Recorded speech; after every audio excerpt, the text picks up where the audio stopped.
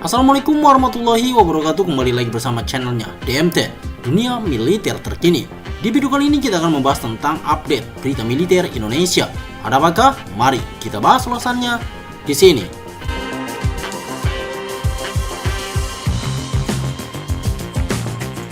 Rusia terima daftar belanja alutsista Indonesia. Ada 20 unit Su-30, 6 kapal selam Kilo Class dan Amur Class.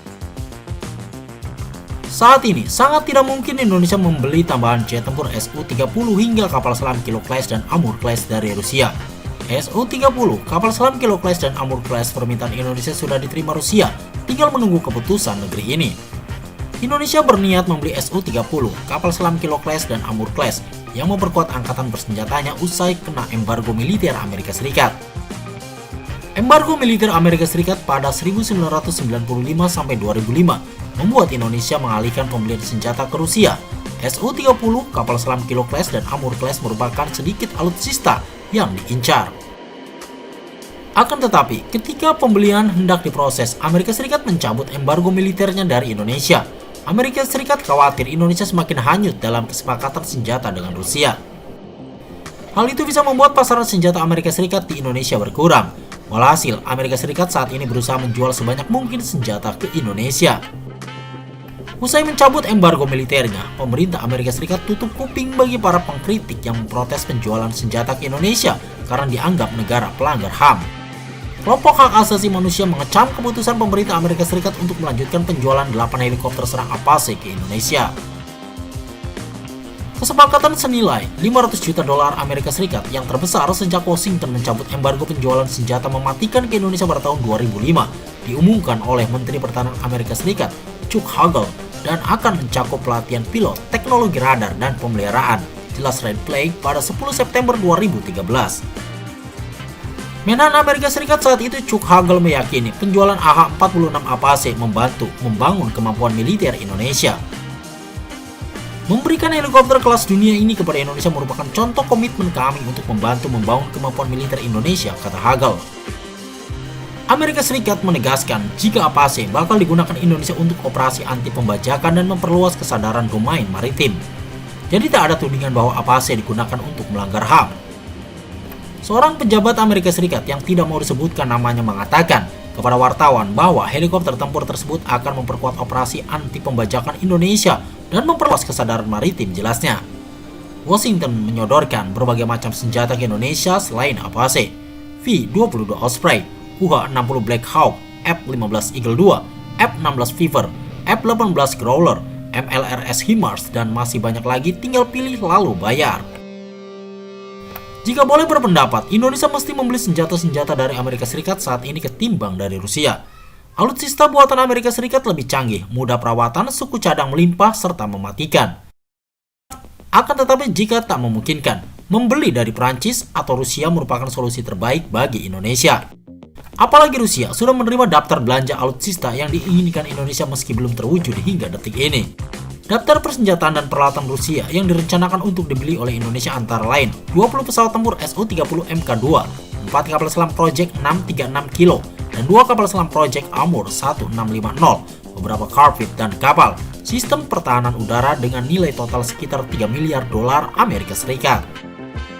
Mengingat pinjaman tersebut bernilai $1 miliar Amerika Serikat, Jakarta belum menentukan apa yang akan dibeli terlebih dahulu, jelas situs berbahasa Rusia, Aviaport, dalam artikelnya. Kita beralih ke berita lainnya. Rusia sodorkan 10 kapal selam Project 636 Kilo Class dan Amur Class tapi ditolak Indonesia. Ternyata ini alasannya.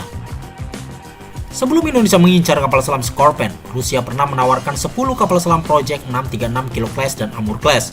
Kilo Class dan Amur Class merupakan kapal selam idaman Indonesia yang sudah diincar sedari lama.